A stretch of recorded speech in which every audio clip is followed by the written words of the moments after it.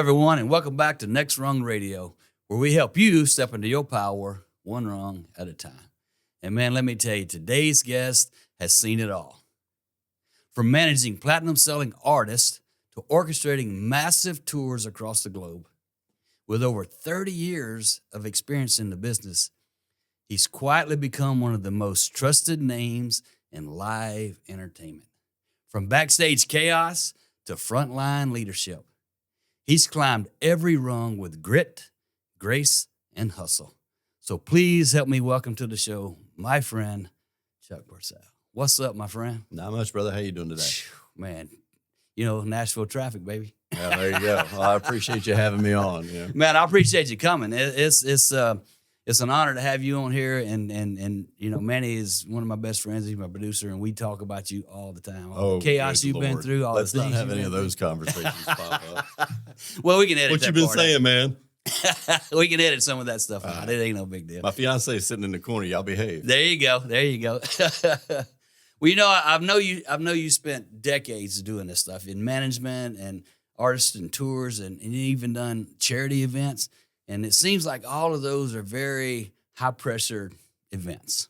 So what personal mindset or principle has helped you keep climbing in this industry, which is rarely slows down? Man, I consider myself very blessed. I've had a blessed life. I always even out. Things always seem to just kind of fall my way. I really believe in being a good person and being a direct, straight person with everybody, being fair. And the opportunities have just come to me.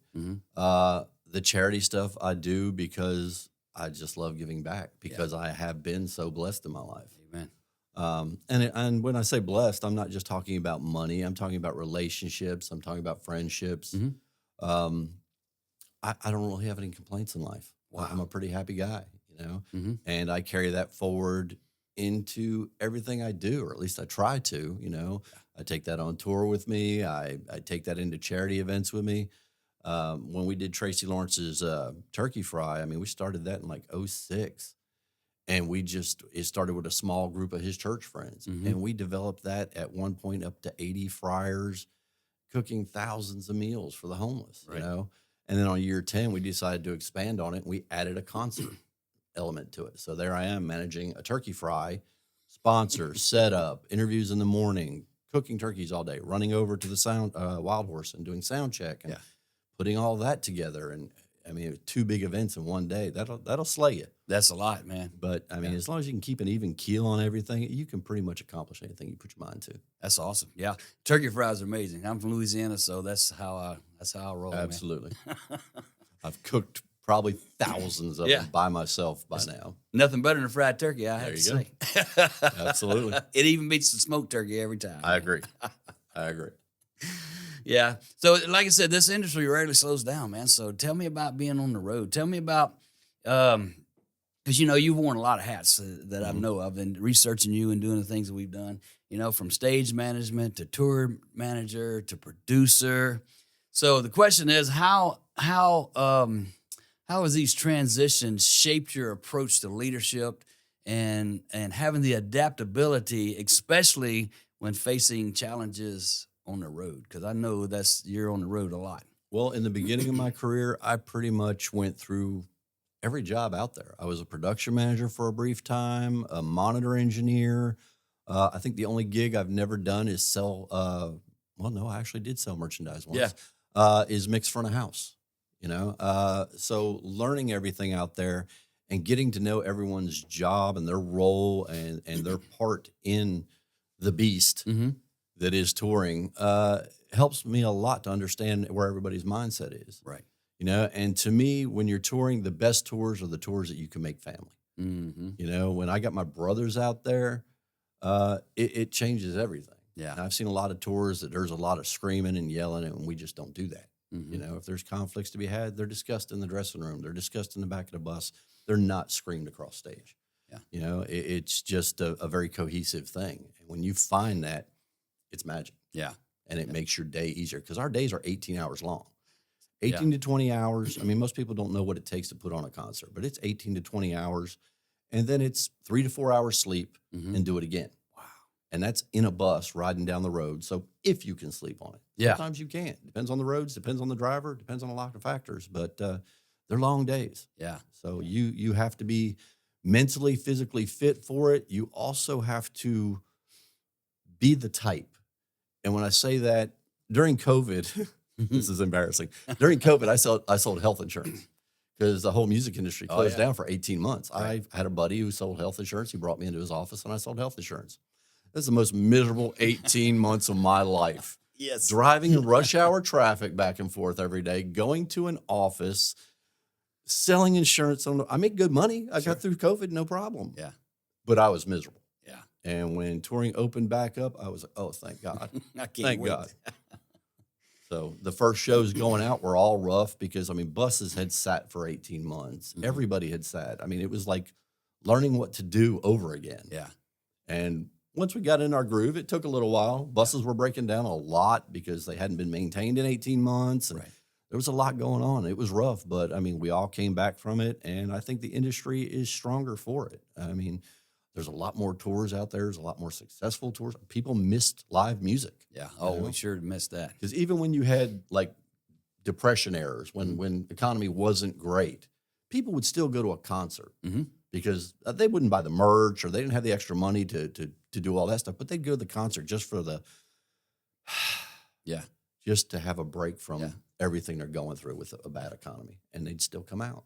Yeah. So coming out of COVID, it was like that, but all of a sudden people had money again, and people were happy to have music again, and they're buying the merch, and they're just happy again. Yeah. So music sustains. COVID about killed it, but every other thing, Yeah. music has sustained, and music has the power to bring out the emotions There you go. in everybody. I mean, I quoted this on Facebook once. It's the most powerful thing there is next to It is. God. I mean, it can change your emotion in a heartbeat. It can control you. It can make you happy one minute, sad the next, angry. There's nothing more powerful than music. That's right, man. Next to God. Next Yeah. to God. Well, the vibration it sends out, the frequency that it sends out on whatever level it is. I do coaching, and I was coaching with someone a couple years ago, and we were talking about music, and I was like, no matter what era of your life or age of your life, there's always a song that matches where you are. Absolutely. Isn't that amazing? Yep. And you Yeah. can have the worst day of your life. Go home and hear a song on the radio that just all of a sudden that's the first smile you've had of the day. Yeah, that's You know, right. It just has that power. Amen. And I feel blessed to do what I do. And I always tell people on the tour, you're blessed to do what you do. You're not digging ditches. You're not sucking out porta johns. yeah, You're here. yeah, You know, you're getting treated like a king backstage. You got people catering to you. You've got 40,000 people out front screaming. And when they're screaming for the band and they're giving standing ovations, Yeah. you're part of that. that's right. You helped put this together. You helped make this happen. That's for sure. So I And always tell my crew that. well, one thing that people don't understand, I never understood it till I'm not in the music business, but doing what we do, this is behind the scenes. Mhm. I mean, you see this beautiful studio on this side of the cameras, that's amazing. But the other side looks like wires and computers and screens and all this stuff. And I'm from a little small town in Louisiana. So when I saw stuff on TV, it was just amazing to me. It's like, oh my God, I thought it was like this big, huge mansion, like big thing and this. And so the business that we have now, we started those in '86, and so I was up here for a while. I worked at Opryland when I was a beginner. Did you really? Yep. Yeah, I worked on the General Jackson for a I was long in the time. Geo Celebrity Theater. There you go. Yeah, yeah. And so I think it was a Ralph Emery show that they did back in the day, and they did it in February because it was always slow on a boat. And man, I just couldn't wait because I thought they was going to turn the whole General Jackson into this big, thing. And it was a small corner, and all the guests came on and did their thing, and then I was like, oh my God. I was so surprised that it wasn't something, some big, huge room set up with everything. It was just what the cameras could do. And it's amazing what they can do with that. Oh, absolutely. I mean, I've brought people backstage, which I rarely do, and they are just amazed of the miles of cables Yeah. and the cases and everything that's backstage that it takes to put. I mean, that's stuff that comes out of dozens of trucks. Yeah. And all you see out front are the lighting rig and the backdrop, and you don't think about the rest. Mm-hmm. You don't think that it's an 18 to 20 hour day to set this up, and then it has to be torn down in 3 to 4 hours, put back in the truck to get on to the next town. That's right. Yeah. So there's a lot of work and a lot of people involved, and it takes every single one of them. It does. It does. You know, we're in the ladder business. That's where we got the Next Rung Radio from. And back in the day, we used to sell to a company like yours. They'd buy these double front ladders. And every time they'd start a tour, they'd come in. There'd be 3 18-wheelers lined up in this alley back here. And they'd buy anywhere between 6 and 10, 12 ladders, whatever they need every time we went somewhere. And I was the same way because I'd ask questions like I'm asking you. I was amazed that you could take this equipment and stack what they had in a truck and then drive 6 hours and unload it, set it all up, have this great show, tear it down, put it back in the truck, and leave again. Yep. That's incredible, dude. It takes an army to do it, but it's worth it. People just don't realize it. They don't realize who is all in all those buses and what is in all those trucks. Yeah. Of course, you most of the time don't see the buses and trucks from the stage. Yeah. But, I mean, there's tours out there that have 20-plus buses, that have 30, 40 semis. Yeah. And every bit of it gets put up that day and torn down that night. Man. And moved on to the next town.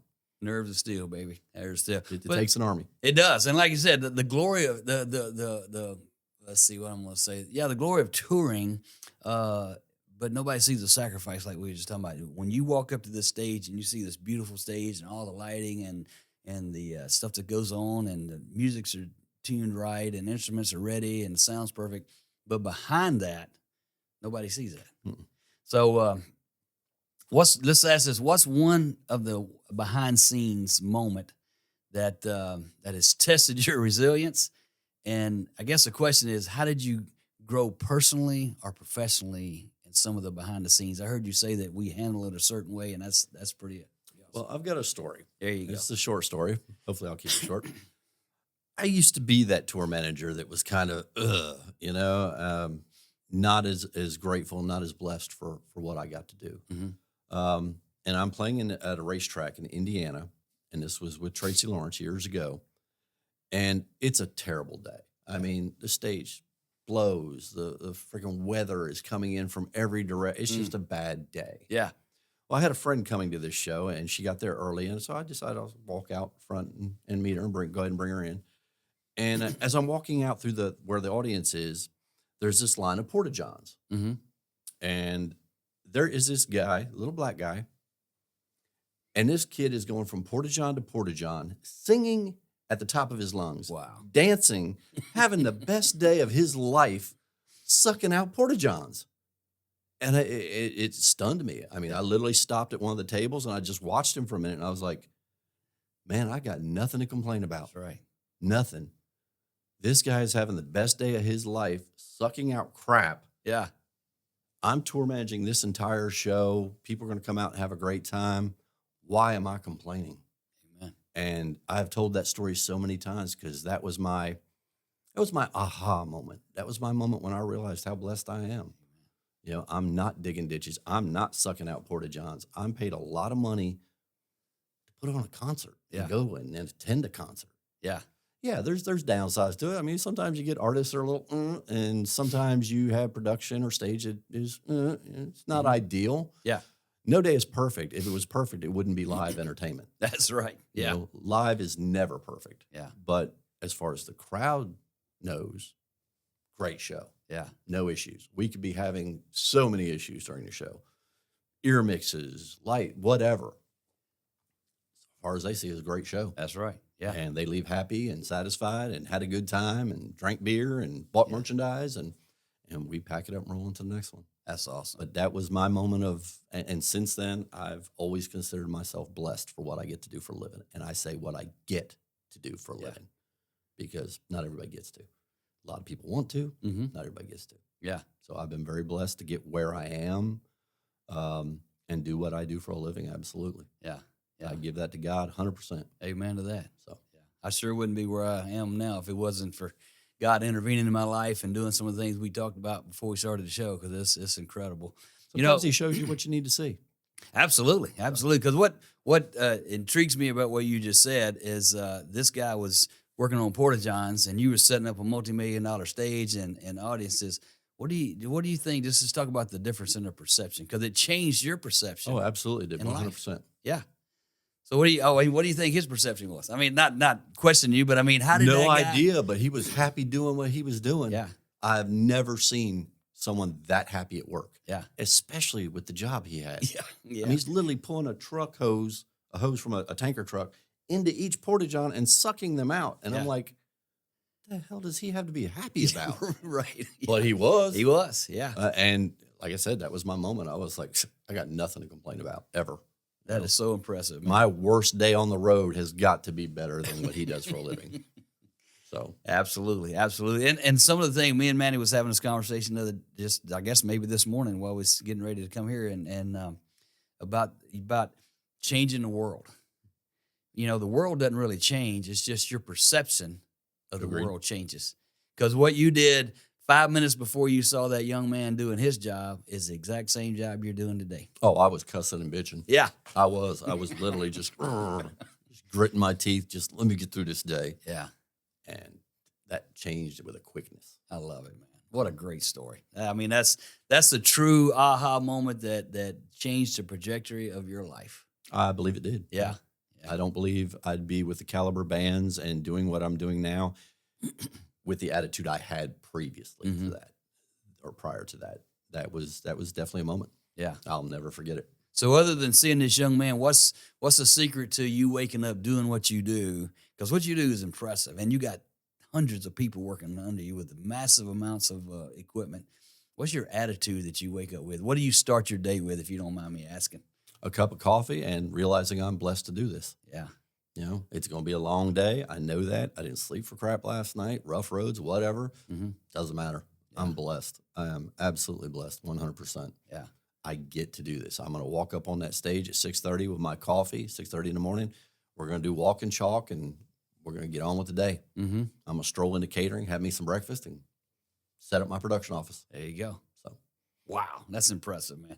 Because, you know, my small organization here, sometimes I walk in just like you. I'm like, oh, my God. Like today, traffic. Then I'm like, most drivers deal with that. I just wake up there.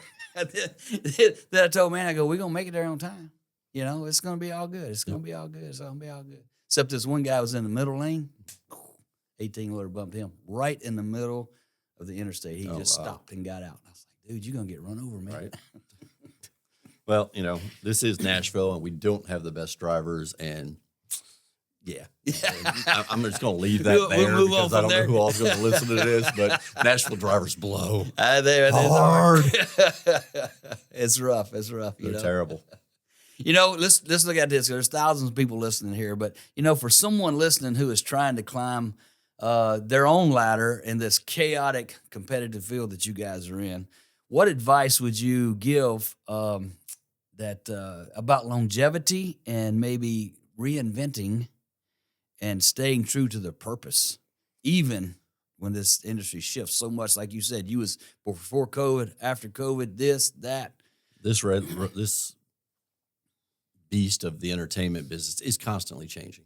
It's constantly evolving. Yeah. And you have to constantly evolve with it. Mm-hmm. For anyone new starting out, I would definitely say start with building relationships. Yeah. And take every gig you can get. Get to know as much about what it takes to put on a concert from load in to load out. Yeah. And learn as much as you can about lighting, sound, production. Be a runner, you know, work with the bands closely, find out what all it takes, but you've always got to keep a positive attitude. Yeah. You know, I've got this guy I work with, Jeremy Barber. He's my stage manager. And one of the best things about this guy is no matter, and stage managers get crapped on all day. I mean, they got the rough gig. This guy does it with the best attitude I've ever seen. I don't think I've ever seen him not smiling, laughing, and joking. Yeah. Yeah. And I've always said he's probably the best I've ever hired because of that attitude. Attitude and your personality out on tour is almost as paramount as how you are at your job. Yeah. I mean, because we're on these tubes, these 45-foot tubes. We're with each other 20 hours a day for weeks, months at a time. You've got to be a fit. Yeah. I mean, I'm flying out today to interview with another band I'm looking at, and they're bringing me out basically just to hang out for 3 days and get to know them. Yeah. You know, to see if the vibe fits, because evidently they're like me. That's important. And it's very important. I've seen camps that hate each other, that don't get along. I would never be a part of that. Yeah. You know, so That's kind of like one of my rules. You know, I mean, if someone's a bad, toxic individual, I will replace them. Yeah. Without guilty conscience. I'm sorry. You know, That's true. You have to. I mean, the cancer that's inside that attitude and atmosphere, it's rough. spreads. Yeah, it spreads quick, Yep. man. It's very contagious when it comes to that. So I didn't ask you in the beginning, but how did you actually get into this business? I mean, was you an artist to start with and just like this? Or did you- The only thing you want to hear me sing is Roxanne in the shower. That's it. Other than that, no artist skills here. Don't really play any instruments. I came out of high school. I wanted to jump out of airplanes. I went in the military. I came out of the military and I was a intern at Y107, the radio station here. And my roommate owned a stagehand company. Mm-hmm. So I started doing stage work and stuff. Yeah. And then I got a job at Opryland. I worked at the Geo Celebrity Theater, started meeting the touring acts. Got my first touring gig with Doug Stone. Yeah. I don't know if you remember him. Oh, His absolutely. balladeer. Yeah. Worked with him for 5 years. Then his voice kind of went south a little bit for a while. Did some work with Martina McBride for a little while, Ricochet. And then I was doing a gig out at the Hermitage, some kind of concert series. I don't remember what it was, but Tracy Lawrence was there. And I met his production manager, and he pretty much hired me by the end of the day as a stage manager. Yeah. And the funny thing is, I'm just this type of individual. The first show I'm out with him, he comes up to me. He's like, okay, Tracy's going to be coming out soon. Just do me a favor. Don't say anything unless he says something to you. Don't talk to the artist. And I was like, what? Yeah. So being the arrogant little I was, as soon as he walked off that bus, walked up that ramp, I stepped right in front of him, introduced myself. Yeah. Told him I was his new stage manager, yada, yada, yada. And because I figured if they're going to fire me for that, I don't need to be here. Right. Amen. And later, years later, when I talked to Tracy about it, he's like, I was never like that. I've never told. A lot of that comes from, unfortunately, sorry guys, throwing you under the bus, management, Right. Yeah. production managers, tour managers, having crews turn around. I was actually told at a KISS concert I was working at, I was doing the load at. They came out and they told everybody as KISS comes off stage, turn around and face the other direction. Do not look at KISS. Wow. I stood there and I stared at every freaking one of them as they came down the ramp. And I was like, send me home. That's right. Yeah. Please. Yeah. I don't have time for that. I do not have time for that kind of ego. And I don't really deal with it with the artists I deal with either. I mean, it's just, there's no room for it in my life. That's toxic to me, and anything's toxic to me is going to send me another direction. And I'm good with that. Yeah. Yeah.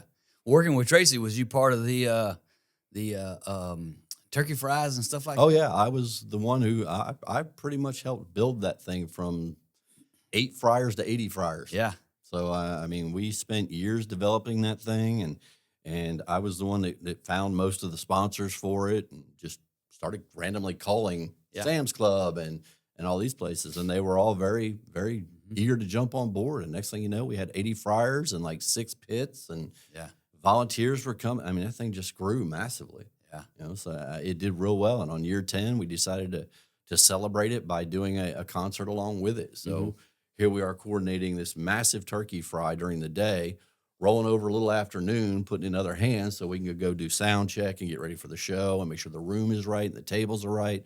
Sponsors are, I mean, it's a full day. Oh, yeah. And I went home every day from it, reeking of turkey and exhausted, but feeling good because, I mean, it was like my first real step into charity work, which I later found that I really enjoy. It's amazing. You know, because I am so blessed that I like to kind of say thanks for that, I guess. Yeah. You know? I've done some stuff with the bridge ministry where they go down under the Jefferson Street Bridge, or they used to, and feed the homeless every Tuesday. Yeah. You know, I mean, it just feels good to do it. There's no other reason for you to be charitable. I mean, to me, my motto in life is kind of just be a good human. Sure. I don't care what your religious outtakes are. I don't care what your political outtakes are. Just be a good human. That's right. You know, Amen that's all to it that, takes. man. That's it. You know, it's not easy to stay out of trouble, to just be good to people. It's not a difficult thing to do. It's not. So, but a lot of people don't practice it, so it's hard. Yeah. I do, like I said, coaching and teaching, and one of the classes that we talked about was how to go out and smile at people. And so this is crazy. What I used to do is we traveled a lot, so I'd be at the airport and I would tell people, I go like, watch these people and just kind of, don't be freaky, but just kind of watch them. And I said, have it in your mind that you want to smile at them. And I do my wife that way all the time. I go, watch this person. And they would walk past me, and then they'd turn back around and look at me. And I'd smile at them, and sometimes they'd wave and, starts a conversation. Yep. But sometimes in reality, that's the only thing that those people saw all day that was genuine or that was Absolutely. refreshing to them or something that wasn't negative. We've been in stores. I've been in stores with my fiance, and she can attest to this. I mean, I'll see a woman in a funny shirt or something, especially black women. Black women love me. Yeah. They'll have some kind of funny comment on their shirt, and I'll mess with them right off the bat, and they'll start laughing. Black women love me. What can There I you say? go. Yeah. But I mean, people in general. I like to cut up with them. Sure. I love mean, people. it's like I tell the guys on tour, I'm not your boss till I have to be. Right. I just want to have fun with people, get along, make great relationships. And for anybody starting in this business, that's key. It is. Make great relationships, Man. network, But I get along with pretty much everybody. I don't really have any issues. I'm sure there's people out there that probably have issues with me. Certainly not. We'll leave a number at the end of this thing for you to call in and complain. That's right. We're going to leave his email so you can tell him. I mean, that kind of goes with the job. And I can't please everybody. No, you can't do that, man. So, I mean, especially when everybody when you're with an act, like take Three Doors Down, for example, every time you go and do something, they always want something else from the band. They want something extra, or they want this stuff done, or they want them to meet this. And you just, I mean, a tour manager's part of his job is to be that buffer, and I mean, I use buffer because I don't know what kind of language I'm allowed to use on here, but it starts with an A and ends with an E, and that's who you're supposed to be. That's right. So that artist is not. Yeah. It kind of goes with the gig, but you're the no guy. Yeah. And they have to have that out there. Got to have it. You got to be the gatekeeper. Protect them. Yeah, I understand Absolutely. that. Otherwise, people will be pounding left and right for extra. I mean, they pay a lot of money for a show. Right. You get a show. Mm-hmm. I've had people walk up, well, you work for me for the day. It's like, no, he doesn't. No. But, people pay a lot of money for it. So They do. And I've seen some of your shows before, and they're amazing. So, my hat's off to what you do. And, thank you. and we've done a lot of artists in here, and what they do is amazing too. Mm-hmm. But coming from the industry of handworking and, labor-intensive work like I've done most of my life, I can totally relate to what you're talking about with 18-wheelers and loading and unloading and putting it together. Well, I'm in that jaded position. I'm not the guy out there dumping that semi. I set up my production office. I go to breakfast. I start working on the guest list and security sheets and settlement. And I'm the office guy now. That's right. Now.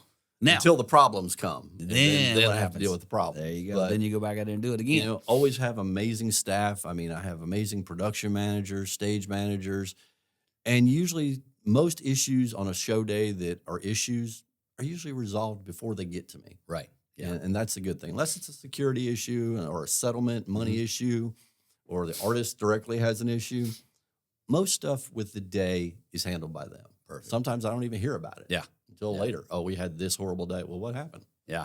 Yeah. And that's a great team when I don't have to hear about it. Look, I love it. That's the way I am. I get emails on Friday. It tells me how the week went, Mm-hmm. and they're talking about that. I go, well, I didn't see any of that. And they go, I know.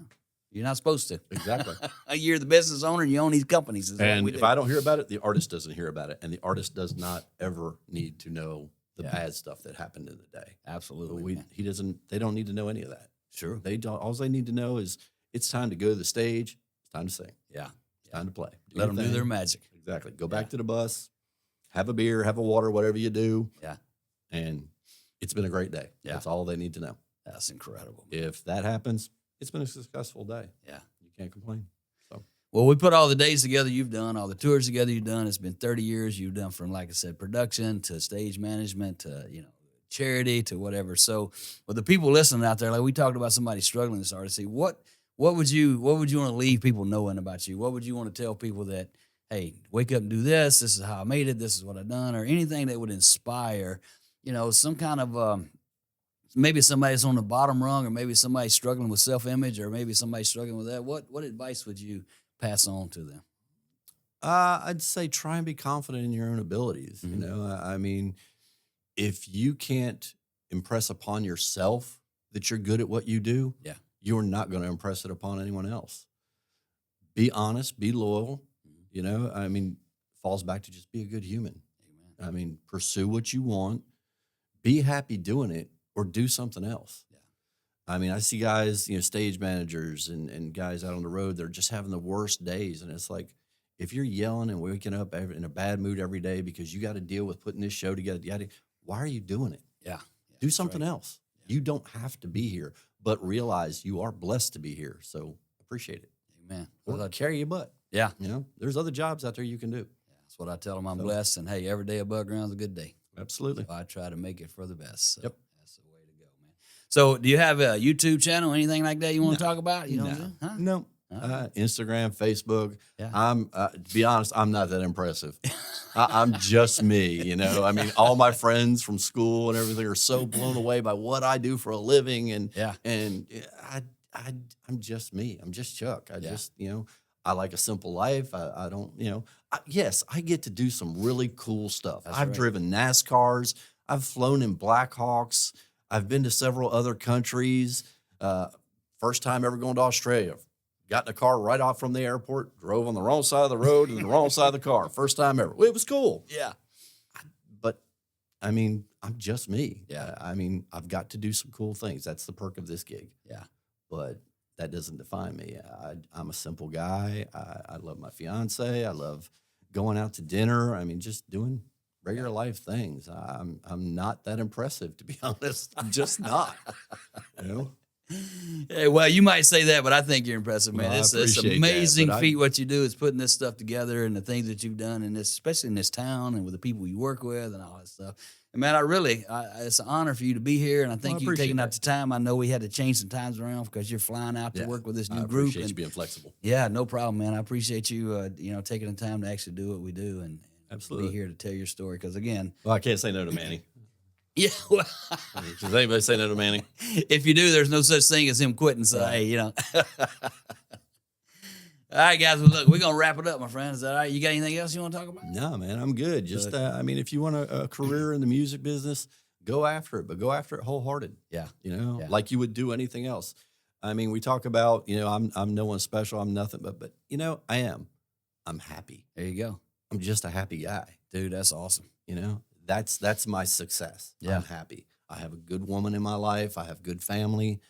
I don't really have any complaints. That's right. Nothing major everybody has complaints, but I mean, nothing in life, I mean, I'm a happy guy. That's true, man. Look, happy and blessed. My grandmother used to tell me, hey, look, the circle of friends you hang with makes all the difference in the world.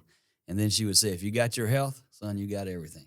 Well, I got pretty good health, and I have a very small circle of friends. But Yeah. people in my business have to keep that small, tight circle. Yeah. Because there are too many people that want to be your friend for the wrong reason. Mm. And that's not just the artist. That trickles down to everybody on tour. Unfortunately, it's just the way it is. Okay. I've had some really bad experiences. I've had bad relationships because of what I do, Mm-hmm. not because they cared about me or they're friends of mine.